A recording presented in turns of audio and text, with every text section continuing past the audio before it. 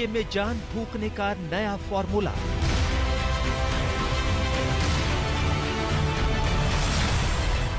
शरद पवार बनेंगे यूपीए के सरदार। यूपीए की लीडरशिप किसी ऐसे नेता के पास देना चाहिए जो एक्टिव हो, जो एक्टिव भी हो और पूरे देश में उसको एक्सेप्टेंस हो अपोजिशन में। आज तो हम अपोजिशन में हैं। तो कौन ऐसा लीडर आपके? अभी तो मुझे शरद पवार जी का नाम हमेशा मेरे सामने आता है। मोदी से मुकाबले में पवार ही असरदार। शरद पवार शायद इतने मजे हुए राजनेता हैं कि वो डूबती हुई नाव पर सवार होंगे या उसकी कश्ती संभालेंगे, इसकी उम्मीद कर। कांग्रेस की साख सोनिया पर सवाल।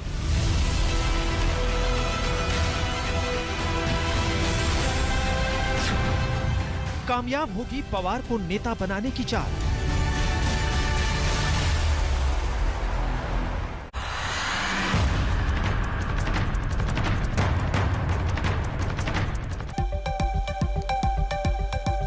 नमस्कार, आप देख रहे हैं हल्ला बोल। आपके साथ मैं हूं अंजना ओम कश्यप। क्या यूपीए को परिवार नहीं पवार चाहिए? इसी सवाल के साथ करेंगे हल्ला बोल की शुरुआत। जी हां, शिवसेना नेता संजय राउत यूपीए में जान फूंकने का एक नया फॉर्मूला सुझा रहे हैं। उनके मुताबिक अगर बीजेपी को टक्कर देनी है तो यूपीए का नेतृत्व शरद पवार के हाथों में हो जाना चाहिए। इसके लिए उन्होंने महाराष्ट्र में अघाड़ी सरकार की मिसाल दी, जिसके सूत्रधार शरद पवार ही हैं। राउत ने यहां तक कह दिया कि शरद पवार को यूपीए की कमान सौंपने से कांग्रेस का भी भला होगा। संजय राउत की इसी मांग को लेकर छिड़ी इस बहस को हम आगे बढ़ाएंगे, लेकिन पहले यह रिपोर्ट देखिए।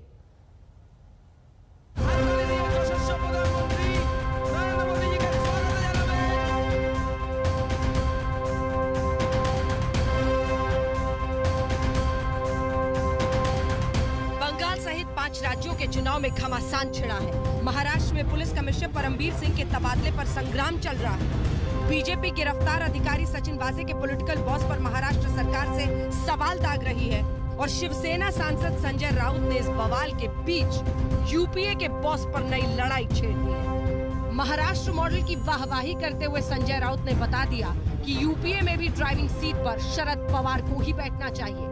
कहा, यूपीए के पास कोई नेता नहीं है, एक ही नेता है जिसकी सब बात सुनते हैं। कांग्रेस को अगर अपनी हालत सुधारनी है तो शरद पवार को यूपीए का अध्यक्ष बनाया जाए। कांग्रेस पार्टी को अगर मजबूत होना है अभी तो यूपीए को मजबूत करना पड़ेगा, और यूपीए को अगर मजबूत करना है तो यूपीए की लीडरशिप किसी ऐसे नेता के पास देना चाहिए जो एक्टिव हो, जो एक्टिव भी हो और पूरे देश में उसको एक्सेप्टेंस हो अपोजिशन में। आज तो हम अपोजिशन में हैं। तो कौन ऐसा लीडर आपके? अभी तो मुझे शरद पवार जी का नाम हमेशा मेरे सामने आता है, लेकिन कांग्रेस के नेताओं ने एक्सेप्ट करना चाहिए। संजय राउत ने आज तक के खास कार्यक्रम सीधी बात में कहा है कि शरद पवार को यूपीए का अध्यक्ष बनाया जाना चाहिए। यूपीए का पुनर्गठन हो और अगर कांग्रेस को मजबूत होना है, यूपीए को मजबूत होना है तो शरद पवार ही एकमात्र विकल्प है। राउत ने यहाँ तक कहा कि अगर बीजेपी को टक्कर देनी है तो शरद पवार को यूपीए का अध्यक्ष बनाना जरूरी है। आप चाहते हैं कि अगर शरद पवार यूपीए के नेता बन जाएं, चेयरमैन, सोनिया जी की वो एक्टिव नहीं है अपने कारणों से, आपकी इच्छा है कि उससे ऑपोजिशन मजबूत होगी? डेफिनेटली होगी। संजय राउत के इस प्रस्ताव पर सबने अपने अपने हिसाब से प्रतिक्रिया दी, कहीं गुस्सा, कहीं कटाक्ष। कि अब जो सो कॉल्ड यूपीए है उसमें भी लोगों को अब रियलाइज हो गया है कि जो मुख्य विपक्षी दल है उसके नेता के सहारे नहीं चल सकते, इसलिए वहाँ भी मांग उठने लगी। इधर चुनावी घमासान जोरों पर है। बीते दिन प्रधानमंत्री नरेंद्र मोदी ने असम में कांग्रेस को जमकर घेरा। असम के करीमगंज में प्रधानमंत्री नरेंद्र मोदी कांग्रेस पर खूब बरसे। कहा, उनके पास ना तो नेता है और ना ही नीति। अस्थिर सोच वाली पार्टी क्या करेगी जनता का विकास? तो आज असम के डिब्रूगढ़ में राहुल गांधी ने बीजेपी की सोच पर सवाल दागे। कहा, नफरत की पॉलिटिक्स करने वाले आज देश में बेरोजगारी और नफरत दोनों बढ़ा रहे हैं। कांग्रेस सरकारों और उनकी नीतियों ने असम को सामाजिक, सांस्कृतिक, भौगोलिक और राजनैतिक हर तरह से नुकसान पहुंचाया।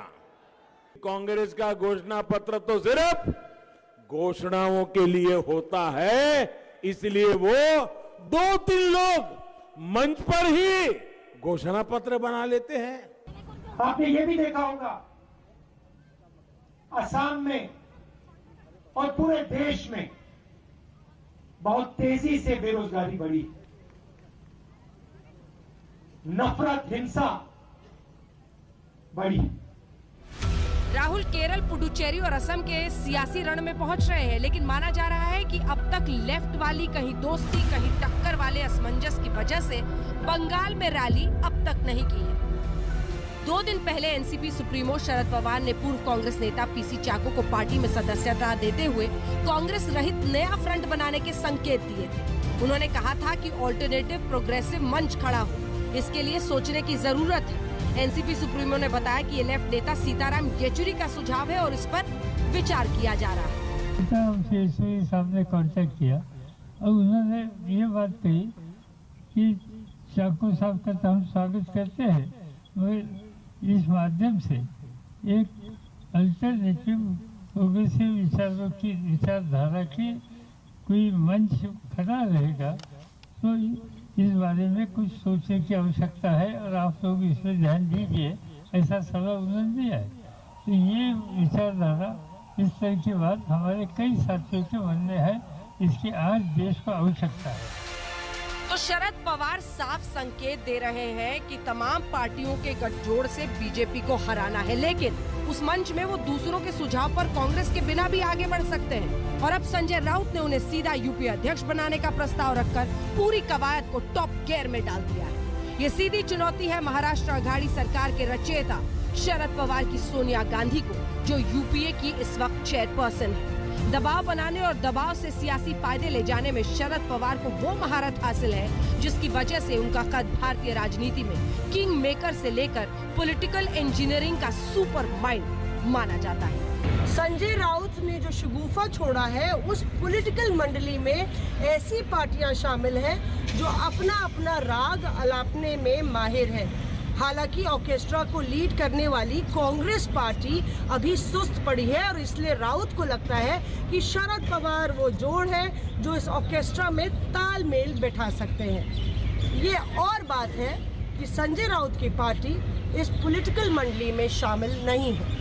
हिमांशु मिश्रा के साथ मौसमी सिंह, आज तक। ये भी अनूठा गठजोड़ है। यूपीए के बारे में कह रहे हैं संजय राउत, और अभी यूपीए का ऑफिशियल रूप से हिस्सा नहीं है शिवसेना। लेकिन इस बहस को अब आगे लिए चलेंगे। जो खास मेहमान है आपका परिचय उनसे करा दें। डॉक्टर संबित पात्रा, राष्ट्रीय प्रवक्ता भारतीय जनता पार्टी के। अभय दुबे जी हमारे साथ प्रवक्ता कांग्रेस पार्टी के जुड़ रहे हैं। अनुराग भदौरिया जी प्रवक्ता समाजवादी पार्टी के। लव कुमार नेता जेडीयू के। बृजमोहन श्रीवास्तव जी राष्ट्रीय प्रवक्ता एनसीपी के हमारे साथ चर्चा में शामिल हो रहे हैं। संबित पात्रा जी, आपके साथ शुरुआत करते हुए, क्या शरद पवार वो ग्लू साबित होंगे, वो गोंद जिसे हिंदी में कहा जाता है, जिसके जरिए ये तमाम पार्टियां एकजुट होकर मोदी के मुकाबले खड़ी होंगी और इसी के साथ, जैसा कहा मौसमी ने, ऑर्केस्ट्रा में सही धुन बजा पाएंगे?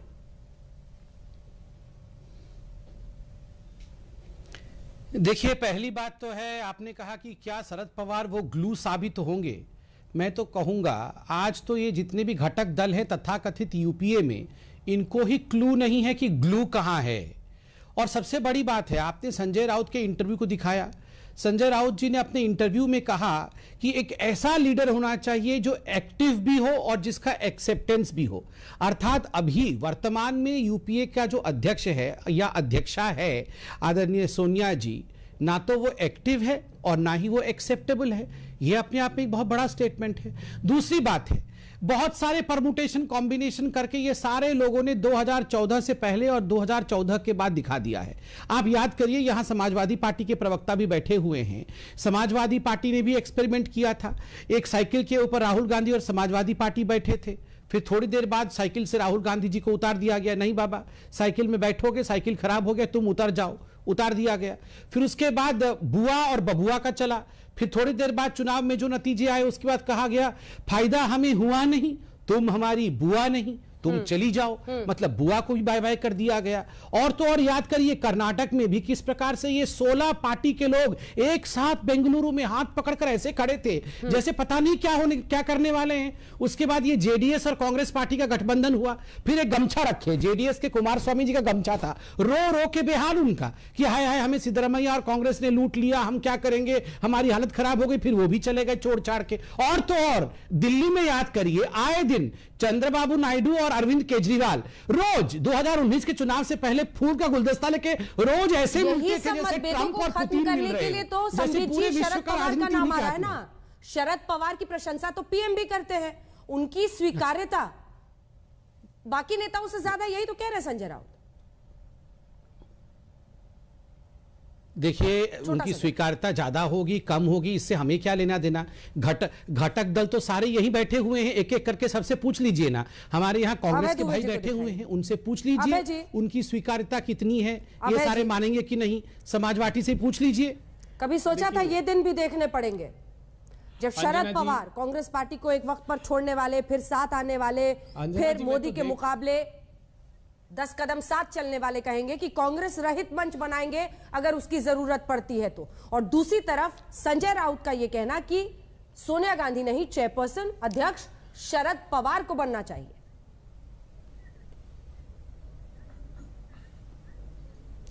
अंजना जी, मैं आप ही का आज तक टेलीविजन देख रहा था, पुराना शो, उसमें संजय राउत जी कहते हुए दिखाई दे रहे थे कि राहुल गांधी ही वो नेता है जो देश का नेतृत्व करने में सक्षम है। आपने कहा कि शरद पवार कांग्रेस के लिए चुनौती बनकर आए। नहीं, चुनौती देश के सामने जो है वो सभी राजनीतिक दलों को समझ में आ रही है। प्रधानमंत्री प्रचंड बहुमत से जीते थे, मगर क्यों वो बेरोजगारी के ब्रांड एम्बेसडर बन गए ये देश को बताना चाहिए। क्यों वो गरीबों के गुनाहगार बन गए प्रधानमंत्री जी जो इतने प्रचंड बहुमत से जीते। क्यों वो महंगाई के मसीहा बनकर देश के सामने आए हैं। क्यों किसानों के राह में कील का कहर बनकर बरपे हैं। क्यों व्यापार की बदहाली के बेताज बादशाह प्रधानमंत्री जी बन गए। आज चुनौती देश के सामने इस बात की है। इसके पहले भी 2 बार यूनाइटेड फ्रंट बने हैं और लेफ्ट फ्रंट बनाए। मैं तो पूछना चाहता हूं, आप बता रहे हैं सीताराम येचुरी साहब ने शरद पवार जी से बात की और एक कॉर्नर से कह रहे हैं कि चूंकि ममता जी इसमें छूटी हुई है, अकाली दल छूटे हुए हैं। एक सेकंड आप ये कंफ्यूजन दूर कर दे, ये कंफ्यूजन दूर कर दे। ये शरद पवार जी ने जिस दिन आपकी पार्टी के पीसी चा को ज्वाइन कर रहे थे, प्रेस कॉन्फ्रेंस में उन्होंने बाकायदा कहा कि सीताराम येचुरी ने मुझे ये सुझाव दिया है। आपकी तरफ से संजय राउत के लिए कह दूं कि दुश्मन न करे दोस्त ने वो काम किया है।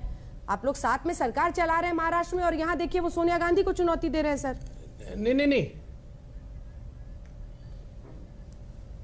देखिए ये तो व्यापक रूप से राजनीतिक दलों में अपने विचार व्यक्त करने की स्वतंत्रता है, लेकिन आज समूचा देश जानता है कि दृढ़ता से कांग्रेस पार्टी के नेता राहुल गांधी जी इस अराजकता और अव्यवस्था के खिलाफ लड़ रहे हैं। और ये सिर्फ राहुल गांधी जी नहीं, आप शरद पवार जी की बात कर रही हैं। आप देखिए अभी शांता कुमार जी भारतीय जनता पार्टी के बुनियाद के पत्थर ने क्या कहा। उन्होंने अपनी किताब में लिखकर कह दिया कि प्रधानमंत्री जी विधायकों की खरीद फरोख्त बंद कर दीजिए, ये प्रजातांत्रिक व्यवस्था में स्वस्थ व्यवस्था नहीं है। याद रखिए 1998 का वो समय जब अटल बिहारी वाजपेयी को जयललिता ने कहा कि 1 वोट मैं आपको दे दूंगी, आप डीएमके की सरकार बना दो। अटल बिहारी वाजपेयी ने साफ इनकार कर दिया, सरकार गिराना पसंद किया। मगर ये तो छल बल से भारतीय जनता पार्टी के नेता नरेंद्र मोदी जी प्रतिपक्षियों की सरकार गिरा रहे हैं, बहुमत नहीं होते हुए भी सरकार बना रहे हैं। मुझे एक उदाहरण दीजिए उत्तर प्रदेश के अलावा कहां प्रचंड बहुमत से भारतीय जनता पार्टी। अंजना जी, छत्तीसगढ़ हारे, मध्य प्रदेश हारे, राजस्थान हारे, पुदुचेरी हारे, केरला हारे, वेस्ट बंगाल हारे, बिहार भी हारे थे। बिहार में भी वो एकजुट रहना और भी जरूरी है ना अभय जी, इसीलिए तो विपक्ष को एकजुट रहना और भी जरूरी है।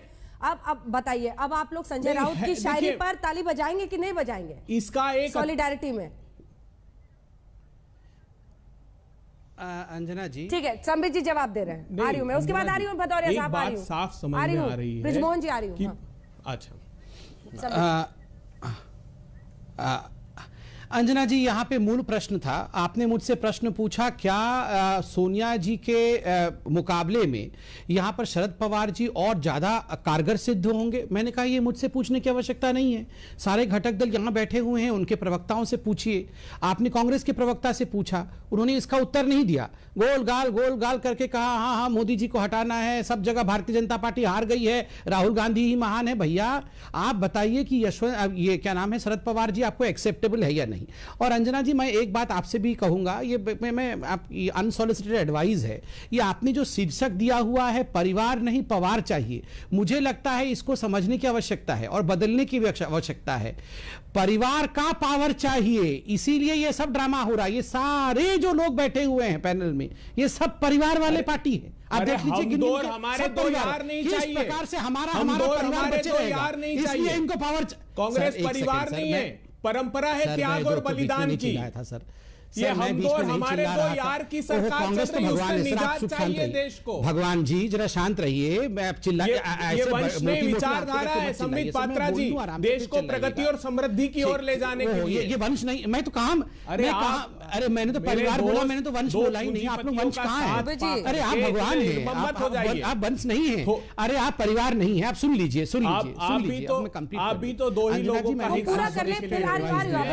अंजना जी, मैं चिल्लाना नहीं चाहता हूँ। जो विरासत अर्जित की भारत चिल्लाना नहीं चाहता हूँ, उसे सेल पर लगा देना चाहते हैं। को लिख रहा हूँ गेल हो, अंजना जी, मैं बिल्कुल चिल्लाना नहीं चाहता हूँ, वरना मैं सबके बीच में भी चिल्ला सकता हूँ, उससे लोगों को पता नहीं चलेगा। दोस्तों को एक सेकंड अंजना जी, मुझे लगता है ये चाहते हैं कि डिबेट डिरेल हो जाए, ये चाहते हैं कि डिबेट डिरेल हो जाए और इन्हें उत्तर न देना पड़े। देखिए मैं खाली इतना कह रहा था कि परिवार नहीं पवार नहीं, ये शीर्षक उचित नहीं है। परिवार को पावर चाहिए, इसलिए ये पवार चाहिए। किसी भी कीमत पर इनको कहीं से भी परिवारों को पावर चाहिए। ये सोनिया जी का परिवार, पवार जी का परिवार, ठाकरे जी का परिवार, यहाँ पर मुलायम जी का परिवार, इन सारे परिवारों को पावर चाहिए और किसी भी कीमत पे ये पावर चाहिए। भारतीय जनता पार्टी में आया, बताइए। पहले आप तो बताइए, आप एक्सेप्ट करते हैं ना, पावर जी को एक्सेप्ट करते हैं ना। अनुराग भदौरिया जी, स्वीकार है आपको संजय राउत के बाद शरद पवार कह रहे हैं कांग्रेस रहित एक फ्रंट बनाने के बाद संजय राउत ने कहा है शरद पवार को अध्यक्ष बनाइए, उनकी स्वीकार्यता ज्यादा है। सहमत है आप इससे या सोनिया गांधी के साथ खड़े? देखिए मुझे एक बात अभी अंजना जी, मुझे अभी तक एक बात समझ में नहीं आई कि बीजेपी के प्रवक्ता ने इतनी देर तक बोला लेकिन राष्ट्र के बारे में बात नहीं की, ना राष्ट्र निर्माण की बात की उन्होंने। वो नेगेटिव राजनीति करते हैं और हिंदुस्तान में नेगेटिव राजनीति पसंद नहीं किसी को भी। आप पॉजिटिव बातें कीजिए ना, राष्ट्र निर्माण की बात करो ना, बीजेपी निर्माण की बात मत करो। आपका ही जवाब दे रहा हूं ना, मैं उस पर आ रहा हूं। ये बीजेपी निर्माण की बात करते हैं। अगर बीजेपी को पावर नहीं चाहिए तो क्यों इलेक्शन लड़ते? छोड़ दो ना। आपको पावर नहीं चाहिए, आप नहीं सरकार बनाना चाहते क्या? आप बता दो कि हम सरकार नहीं बनाना चाहते, हम तो देश निर्माण की बात करते हैं इसलिए हम सरकार नहीं बनाएंगे। भाई योगी जी बोलते हैं, मोदी जी बोलते हैं नहीं हम कोई प्राइम मिनिस्टर नहीं बनेंगे, ना हम कोई यहाँ चीफ मिनिस्टर बनेंगे, हम राष्ट्र की बात करेंगे। तब तो दौड़ दौड़ जाके पावर में जाके साम दंड भेद। तब तो आपने जो पाकिस्तानी बॉर्डर पे हमारा जिसको कहते हैं ना पाकिस्तानी बॉर्डर पर जो लोकतंत्र है, वो लोकतंत्र आप देश के अंदर लाना चाहते हो। आप गांधी के चिन्हों पे कहां चलना चाहते हो? महात्मा गांधी जी तो दिल को बदलने की बात करते थे। उनको जब गोली मारी गई थी तो उन्होंने क्या बोला था? हे राम। उन्होंने ये नहीं बोला था कि सामने वाले को भी गोली मार दो। आप वो संस्कार हमारे देश के अंदर डालना चाहते हो, जो संस्कार हमारे देश के अंदर, जहां भारतीय जनता पार्टी की सरकार है जब से इस देश में आई है और जिस राज्य में भारतीय जनता पार्टी की सरकार है, तो उस सरकार में लोकतंत्र कहां चल रहा है? वो पाकिस्तानी बॉर्डर वाला लोकतंत्र चल रहा है। आप ये लोकतंत्र हमारे हिंदुस्तान के लिए चाहते हो, चाहते हो तो लड़ोगे और समाज के अंदर बात नहीं करोगे, महंगाई पे बात नहीं करोगे, महिला समस्या पे बात नहीं करोगे, किसान पे बात नहीं करोगे। फलाने ने क्या चर्चा करनी है, लेकिन किसान आत्महत्या कर रहा है, बेरोजगारी से लोग आत्महत्या कर रहे हैं, उनका दर्द आपको नहीं है। यहाँ 100 रुपए डीजल उसका दर्द आपको नहीं है, महिला पे अत्याचार बढ़ा उसका दर्द आपको नहीं है, देश की अर्थव्यवस्था खत्म हो उसका दर्द आपको नहीं है। आपको शर्म आनी चाहिए। जिस देश की जो हमारा सबसे बड़ा दुश्मन है पाकिस्तान, बांग्लादेश और श्रीलंका, आपको बताऊं कि हालत क्या है? आर्थिक स्थिति हमसे आपसे ज्यादा अच्छी है, जीडीपी हमसे ज्यादा आपसे अच्छी है, इकोनॉमिक हालत सोनिया जी को हटा करके शरद पवार जी को बनाएंगे और जीतने से जीडीपी ठीक हो जाएगा या मेरे सवाल का जवाब आप देंगे? कनेक्शन मैं आपको समझाती हूँ, अगर आप अपनी 88 नंबर पे नहीं समझ पा रहे बनाओ ना आप जाके। लोकतंत्र में विपक्ष का मजबूत होना जरूरी है। अरे सांस बंद हो जाएगी, इतना गुस्सा मत करो। शरद पवार जी को भगवान, सांस बंद हो जाएगी, मर जाओ सब। देश को बर्बाद कर दो। आप राष्ट्र को बर्बाद करना चाहते हो, सिर्फ भारतीय जनता पार्टी का निर्माण करते करते। अनुराग भदौरिया, अगर चिल्लाने से जीडीपी ठीक हो जाए, नौकरी आ जाए तो सब चिल्लाइए, पांचों खिड़की से चिल्लाइए। आगे ले जाने की बात करते हैं। एक सवाल का तो जवाब दीजिएगा ना। अगर लोकतंत्र में विपक्ष कमजोर होता है तो ये देश के लिए सबसे घातक होता है। किसी के बीवी बच्चा होना गुनाह हो गया क्या? अनुराग अगर आपके भदौरिया, किसी के बीवी बच्चे नहीं है तो गुनाह नहीं है हिंदुस्तान के अंदर में। सुन लीजिए कान खोल के पात्रा जी, आपकी बदकिस्मती है जो आपका परिवार नहीं है, हमारी खुशकिस्मती है कि हमारा परिवार है। और ये देश 130 करोड़ का देश परिवार से बना है। हाँ, परिवार के देश नहीं बनता, उसमें भूल जाइए। अरे खुश रहिए, शरद पवार जी को लाइए। बच्चे और परिवार पे कमेंट करके कुछ नहीं होगा। ब्रिजमोहन जी, ब्रिजमोहन श्रीवास्तव को दिखाइए। ब्रिजमोहन श्रीवास्तव जी, किसी का क्या संजय राउत की बात ऐसी शरद पवार की बात माने? जब संजय राउत कहते हैं कि शरद पवार को अध्यक्ष बना देना चाहिए यूपीए का।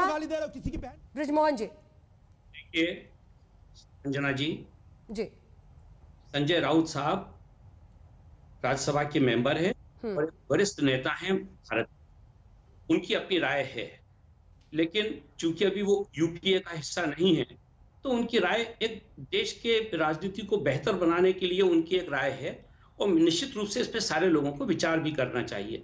लेकिन मैं आपसे कहना चाहता हूं, हम आपके यहाँ पर जितने लोग बैठे हैं, हम कोई भी ये फैसला नहीं करवा सकते कि अलायंस होगा या नहीं होगा, पर हमको एक इसका बैकग्राउंड देखना पड़ेगा। संबित भाई की तकलीफ को मैं समझ रहा हूं। जिस प्रकार से पवार साहब ने महाराष्ट्र में भारतीय जनता पार्टी की सरकार नहीं बनने में जो रोल प्ले किया था, उससे जो भारतीय जनता पार्टी के नेताओं को दर्द है उसको मैं समझ सकता हूं। लेकिन आप ये देखिए कि ये जनसंघ था जब 1977 में इंदिरा गांधी बहुत ताकतवर थी। उस समय इन्होंने अपना झंडा छोड़ दिया, अपना नाम छोड़ दिया और सारी चीजें छोड़कर सत्ता पाने के लिए इन्होंने जनता दल का गठन कर लिया था। और उन सारे लोगों के साथ ये बैठे थे जिनकी विचारधारा से इनका कोई दूर दूर तक का वास्ता नहीं था। तो मैं ये कहना चाहता हूं कि कम से कम यूपीए में ये स्थिति नहीं है। यूपीए में आज जो भी लोग हैं वो सारे लोग एक विचारधारा को समर्थन करते हैं और निश्चित रूप से वो उस विचारधारा का प्रतिरोध करते हैं जो देश के अंदर नफरत की बात करता है, जो देश को जो देश में वायदे करने के बाद उन वायदों को भूल जाता है, उनको जुमला कहकर बात करते हैं। मैं आपसे ये कहना चाहता हूं अंजना जी आपके माध्यम से कि शरद पवार जी निश्चित रूप से भारत के आज सबसे ज्यादा वरिष्ठ, सबसे ज्यादा अनुभवी और सबसे ज्यादा गंभीर नेता हैं और निश्चित रूप से उनमें वो सारी क्षमताएं हैं जो एक राष्ट्रीय नेता के लिए होनी चाहिए। और अगर उनको ये मौका मिलता है तो मैं सोचता हूं हिंदुस्तान के अंदर एक नई चेतना आएगी। किसान उनको पसंद करते हैं, उनको आम जनता पसंद करती है, गरीब उनको पसंद करता है, महिलाएं उनको पसंद करती हैं। जो भी मतदाता है उसका विश्वास शरद पवार साहब में है। संजय राउत जी ने आपने ये नहीं कहा कि शरद पवार जी के मन की बात संजय राउत ने कही है, लेकिन लगता है आपके मन की बात तो संजय राउत ने बोल ही दी। अंजना जी एक बात और कहना बस एक लाइन में खत्म कीजिएगा सर। अंजना जी सिर्फ एक सेकंड, देखिए हिंदुस्तान की सबसे बड़ी पार्टी विपक्ष में कांग्रेस है। बगैर कांग्रेस के कोई अलायंस संभव नहीं है। जिस प्रकार से हिंदुस्तान की सबसे बड़ी पार्टी बीजेपी है, जिस प्रकार से सबसे बड़ी पार्टी बीजेपी उस समय भी 1977 में भी थी। ब्रिजमोहन जी, देखिए शरद पवार जी ने ही कहा, प्रेस कॉन्फ्रेंस में कहा कि सीताराम येचुरी ने ऐसा सजेस्ट किया है, कांग्रेस रहित मंच की उन्होंने बात की है। उन्होंने ये कहा कि येचुरी जी ने ये सलाह दी है, जरूरी सलाह के ऊपर काम किया जाए, इस पर सोचना जरूरी है कहा उन्होंने। ठीक है जल्दी से संबित जी जवाब दीजिए, फिर लग जा रहे। संबित जी जवाब दीजिए। भाजपा को तकलीफ ये है, भाजपा देखिए अंजना जी, मैं एकमात्र महाराष्ट्र मॉडल पर बात कर रहे हैं संबित जी, महाराष्ट्र मॉडल पर। मैं अंजना जी मैं एक रिक्वेस्ट करूंगा, मेरे बीच में सब लोग चिल्लाते हैं और देखिए मैं 3 लोगों का जवाब दे रहा हूं, मुझे थोड़ा वक्त दिया जाए। अंजना जी आप बताइए, ये डिबेट का मुख्य शीर्षक है कि किस प्रकार पवार जी यूपीए को संभाले। मैं इतना कहना चाहता हूं अंजना जी, क्या भारतीय जनता पार्टी के किसी नेता ने, मैंने बतौर प्रवक्ता यहां कहा कि पवार जी को नहीं बनना चाहिए? मैं तो कह रहा हूं अभी आप सोनिया जी को हटाइए और ये ऐलान कर दीजिए, यहां उनके प्रवक्ता बैठे हैं, आधिकारिक प्रवक्ता, सोनिया जी को हटाइए और शरद पवार जी को बनाइए। हमने कहा मना किया? आपको अगर लगता है सोनिया जी एक्टिव नहीं है, सोनिया जी एक्सेप्टेबल नहीं है और शरद पवार जी बहुत अच्छा काम कर सकते हैं, मोदी जी के विरोध में काम कर सकते हैं, तो बनाइए ना, हमने तो रोका नहीं है। क्यों फिर यहां पर हमसे क्यों लड़ रहे हैं आप? ये तो आपके आपस का विषय है, नंबर 1। नंबर 2, यहां समाजवादी पार्टी के प्रवक्ता ने कहा आप यहां मां और बहन को गाली दे रहे हैं। कौन से आप दिखाइए पूरे डिबेट में कहां पर मां या बहन को गाली दी गई है, आप बताइए। ये समाजवादी पार्टी राजनीतिक पारिवारिक राजनीति करती है, ये एनसीपी पारिवारिक राजनीति करती है, कांग्रेस पार्टी पारिवारिक राजनीति करती है। ये कहना किसी की मां और बहन को गाली देना नहीं है। टीवी डिबेट पे ये देश के साथ जो खिलवाड़ ये लोग पावर नहीं चाहिए, आराम से आप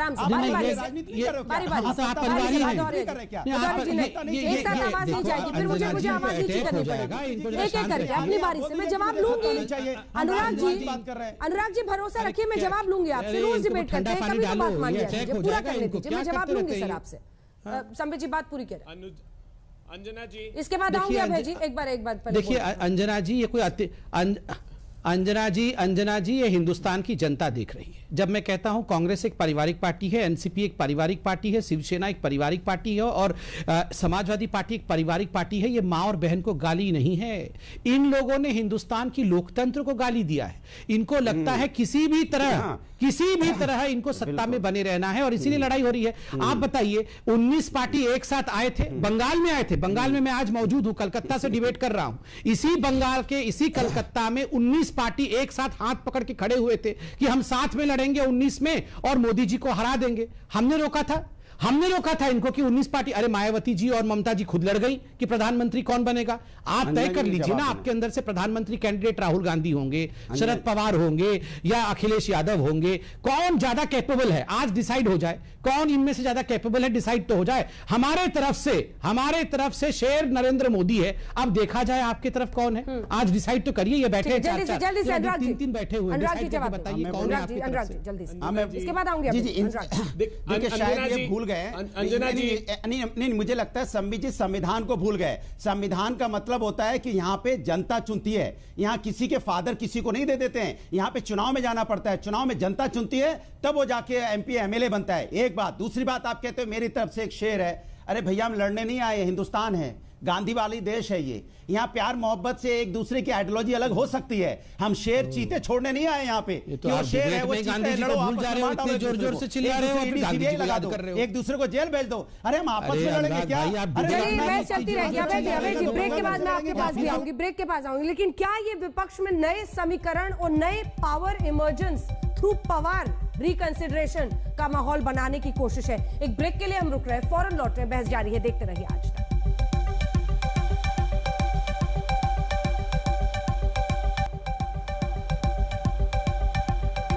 सभी खास मेहमानों को दिखाइए जो हमारे साथ चर्चा में शामिल हो रहे हैं। अभय दुबे जी, सवाल पहला सीधा आप ही से है। देखिए, जब महाराष्ट्र में कोरोना के बढ़ते मामलों को लेकर और कुछ विषयों पर राहुल गांधी से सवाल किया गया था, तो उन्होंने कहा था कि हम ड्राइविंग सीट पर नहीं है महाराष्ट्र सरकार में, महाराष्ट्र आघाड़ी सरकार में। अब इसी पर वाहवाही बटोरते हुए संजय राउत कह रहे हैं कि वही फॉर्मूला देश में लगना चाहिए, जो विपक्ष ने वहां पर बीजेपी को जैसे रोका वही फॉर्मूला देश में लगना चाहिए। सीधा कह रहे हैं कि कांग्रेस को बैकसीट लेना होगा। क्या ये सीधे ललकार रहे सोनिया गांधी को, संजय राउत, क्योंकि आप लोग अभी तक तो बहुत वाहवाही करते थे सर उनकी। देखिए अंजना जी नहीं, देखिए वो यूपीए का हिस्सा नहीं है और मैंने कहा कि सभी को अभिव्यक्ति की आजादी है।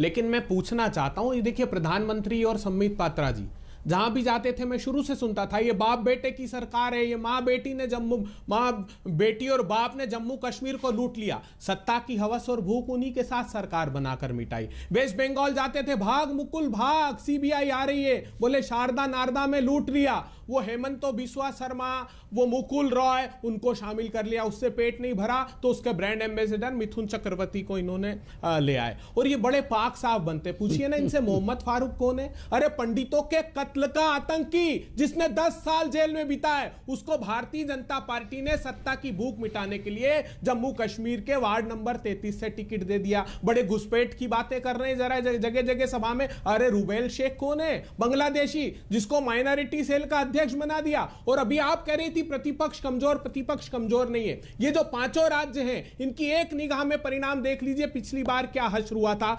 तमिलनाडु में 234 सीटें लड़ी थी भारतीय जनता पार्टी, 0 आई थी। वेस्ट बंगाल में 291 लड़ी, 3 आई। पुदुचेरी में 30 लड़ी, 0 आई। केरला में 98 लड़ी, 1 सीट सिर्फ इनको आई। तो ये हतप्रभ कर देने वाली बात है। आपका सफाया हो रहा है संबित पात्रा जी।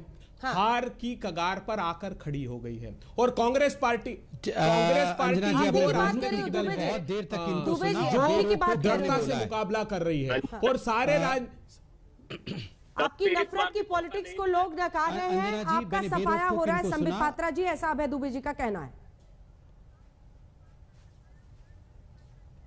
वैसे अभय दुबे जी का कहना है, मगर शिवसेना के संजय राउत जी का तो कहना है कि एक्सेप्टेंस ही नहीं है और इनका एक्टिवेशन भी नहीं है, और इसलिए अगर भारत में मोदी जी को किसी प्रकार से भी रोकना है तो उसके कारण शरद पवार जी को लाना पड़ेगा, उनका तो वो कहना है। यहाँ तो सबकी अपनी अपनी डफली, अपना अपना राग है। बहरहाल ये इनका विषय है। मैं यहाँ पूछना चाहता हूँ, आप बताइए, ये अभिव्यक्ति की आज़ादी, सचिन पायलट के खिलाफ कोई कहे तो वो उनकी अभिव्यक्ति की आज़ादी, राहुल गांधी के खिलाफ इन्हीं की G23 सवाल पूछे तो वो अभिव्यक्ति की आज़ादी, यहाँ पर एक दूसरे के जो घटक दल हैं यूपीए के वो एक दूसरे के खिलाफ लड़े तो वो अभिव्यक्ति की आज़ादी। मैं महादेव से प्रार्थना करता हूँ, हे महादेव, ये कांग्रेस और ये यूपीए को और ज्यादा अभिव्यक्ति की आज़ादी दो, ऐसा भी दिन हम सबको देखने को मिले कि अभिव्यक्ति की आज़ादी। अंजना जी, मैं इनको नॉन स्टॉप सुना और मैं आपसे रिक्वेस्ट करूंगा कि बोल रहे थे तो किसी ने आपको नहीं टोका, जिसमें हम बीच में ना चिल्लाएं। आप भी बरते, दुबे जी थोड़ा सा संयम बरते, आपके बीच में किसी ने नहीं बोला, प्लीज। जी देखिए अंजना जी, मैं ईश्वर से प्रार्थना करता हूं कांग्रेस पार्टी और यूपी में और ज्यादा अभिव्यक्ति की आजादी आए। ऐसा दिन भी हम सब देखें कि सड़क के बीच में सिर पटवल हो रहा हो, G23 के नेता और ये राहुल गांधी की नेता, ये सारे लोग आपस में लड़ रहे हो, बिल्कुल घसीट घसीट के एक दूसरे का पुतला फूंक रहे हो, जैसे अभी गुलाम नबी जी का पुतला फेंका। हमें क्या है, आप करिए ना, अभिव्यक्ति की आजादी करिए, शरद पवार जी को लेके आइए। और अभी कोई कह रहा था शरद पवार जी सबसे बड़े नेता हैं, उनसे हो जाएगा। आप याद करिए, पिछली बार की बात हो रही थी, पिछली बार की चुनाव में नंबर 3 की पार्टी शरद पवार जी की पार्टी अर्थात एनसीपी बनी थी। मैं तो आदर करता हूं शरद पवार जी का, आदरणीय है ही, मगर इतने बड़े नेता हैं तो अपनी पार्टी को कम से कम अव्वल नंबर 1 तो ले आते, नंबर 2 ही ले आते चलिए, मगर वो भी नहीं हो पाया। देखिए, कौन बड़ा नेता है कौन छोटा नेता है ये जनता तय करता है। और जो ये कांग्रेस के प्रवक्ता बार बार कह रहे हैं कि देश लूट गया, देश खराब हो गया, देश सब कुछ बर्बाद हो गया, भाई साहब इतनी खराब स्थिति है तो आपका होमवर्क भी हम करके आएंगे क्या? आप लोग जनता को जागरूक क्यों नहीं करते हो? आप लोग जनता को जगाओ ना कि देश लुट गया है। दूसरी बात, और अंत में मैं कहूंगा अंजना जी, कि हम इसको मिला लिए, हम उसको मिला लिए। अरे केरल के अंदर लेफ्ट के, मैंने अभी बताया ना परिणाम अंजना जी, केरल के अंदर कांग्रेस पार्टी, केरल के अंदर कांग्रेस पार्टी लेफ्ट के साथ मिलकर लड़ रही है। बंगाल में, मतलब केरल के अंदर, उत्तर प्रदेश के अलावा एक राज्य बिना दो चुनौती देता हूं, केरल के ठीक ऑपोजिट यहां पर लेफ्ट के साथ लड़ रही है। आप बताइए, इससे ज्यादा कॉन्ट्राडिक्टरी कुछ हो सकता है क्या? इससे ज्यादा कॉन्ट्राडिक्टरी कुछ हो सकता है? एक राज्य में साथ में लड़ रहे हैं, दूसरे राज्य में आप खिलाफ लड़ रहे हैं। राहुल गांधी जी बंगाल नहीं जा रहे प्रचार के लिए, यही वजह है। कहां से आएंगे बंगाल? वो आएंगे तो जो भी 1-2 सीट मिलनी थी वो भी खत्म हो जाएगी राहुल गांधी की। जब शिवसेना के साथ थे, सुनिए मत भेजो, ऐसा कहा है। अरे शिवसेना के साथ थे तो शिवसेना आपके खिलाफ लड़ती थी कि नहीं राज्यों में? आप जेडीयू के साथ हैं तो जेडीयू के विधायक थे, आपने तोड़ लिए कि नहीं? एलजेपी बिहार में आपके साथ होने के बावजूद अलग लड़ी कि नहीं लड़ी? अब देश को बताइए, लाल कृष्ण आडवाणी जी ने क्या कहा था मोदी जी के लिए? आडवाणी जी ने कहा था कि निजी हित साधने के लिए नरेंद्र मोदी जैसा टान करके, आंख फाड़ करके क्यों बोलते? आप बताइए, मुरली मनोहर जोशी जी ने क्या कहा नरेंद्र मोदी जी के लिए कि विद्यार्थी ने कोई काम पढ़ाई नहीं की तो मैं नंबर कैसे दे दूं? आप यशवंत सिन्हा को भूल गए, आप अरुण शौरी को भूल गए, आप अपने नेताओं को भूल जाते हैं। बेहतर ये है कि देश, और ये मैं नहीं कह रहा हूं, बताइए देश को महंगाई की आग में किसने झोंका? हम सारे चुनाव हार गए हैं, आपकी सरकार चल रही है, 100 रुपए का पेट्रोल डीजल कर दिया संबित पात्रा जी, जरा भी शर्म शेष नहीं है। अनुराग भदौरिया जी, सत्ता नहीं है, मैंने मणिपुर से लेकर अगर बेरोजगारी पर आपको लगता है सरकार फेल है, इसके बाद लव जी मैं फौरन आऊंगी, आपका ऑडियो बार बार कट जा रहा है, बता रहे हैं मुझे पीसीआर से। अनुराग जी, अगर इन सबको आपको मुकाबला करना है, अंजना जी, अगर ये मुकाबला करना है तो एक विपक्ष मजबूत चाहिए ना, उसके लिए सबका एक साथ होना जरूरी है। इसलिए मैं ये सवाल बार बार आपसे पूछ रही हूं, क्या आपको भी ये लगता है संजय राउत की तरह कि शरद पवार ज्यादा कारगर होंगे? बिल्कुल, लेकिन अंजना जी दूसरा सवाल भी है इसके अंदर में कि एक सरकार जो देश को चला रही है उसकी जिम्मेदारी होती है कि राष्ट्र के बारे में बात करे। वो दूसरों के पार्टी के बारे में बात कर रही है, व्यक्ति के बारे में बात कर रही है। मतलब पार्टी व्यक्ति राष्ट्र से बड़ा हो गया। भारतीय जनता पार्टी के लिए व्यक्ति और पार्टियां राष्ट्र से बड़ी हैं, राष्ट्र की बात नहीं कर रही हैं, दूसरों के घर में झांक रही हैं। समाजवादी के घर में क्या हो रहा है, कांग्रेस के घर में क्या हो रहा है, बीएसपी के घर में क्या हो रहा है। अरे घर झांकने वाले लोग घर में चाइना घुस जाता है, उसको नहीं रोक पाते हो, और यहाँ देश के अंदर दूसरों के घरों में झांकते रहते हो। आपको जिम्मेदारी राष्ट्र को बचाने के लिए मिली है, घरों में झांक लेकर नहीं मिली है। जब आप भाषण दे रहे थे, जब आप भाषण दे रहे थे, आप क्या बोलते थे? हम आएंगे देश को 5 ट्रिलियन इकोनॉमी में लेके जाएंगे। आपने ये बोला था राष्ट्र को। पहले ये तो बताओ, आप शरद पवार जी को लाओगे या हम आएंगे मुलायम सिंह जी को लाओगे, ये तो बताओ कौन ज्यादा अच्छा है। आप दूसरों की बात करने लग गए। आपने तो पहले बोला ही नहीं कि हम आएंगे तो हम यहाँ पे दूसरी पार्टियों की बात करेंगे, कौन पार्टी क्या करती है इसके बारे में बात करेंगे। अगर हमारी बात नहीं मानेगी तो हम सीबीआई का चेयरपर्सन बना रहा हूँ, किसको बनाओ पार्टी में मिलाएंगे। और कमल जो हमारे पास कमल छाप साबुन है, कमल छाप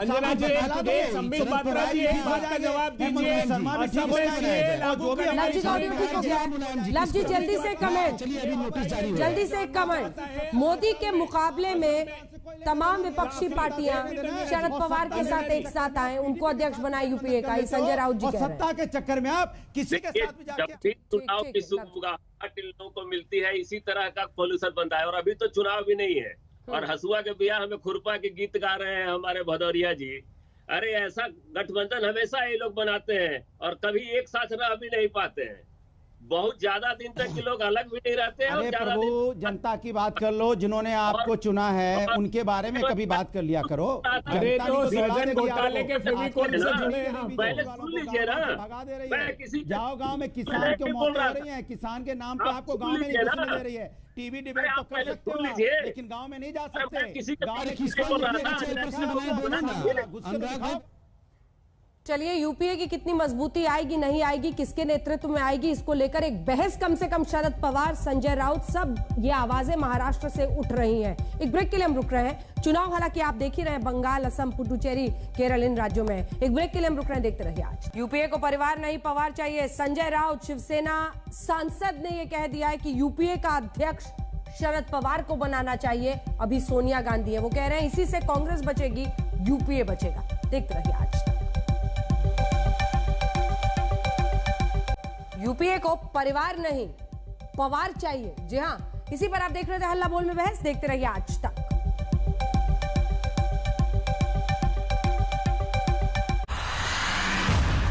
नमस्कार, मैं हूं अंजना ओम कश्यप। हमें उम्मीद है ये वीडियो आपको पसंद आया होगा। लेटेस्ट खबरों के लिए यूं ही देखते रहिए आज तक, और इस वीडियो के पसंद आने पर लाइक, शेयर एंड सब्सक्राइब करना ना भूलें।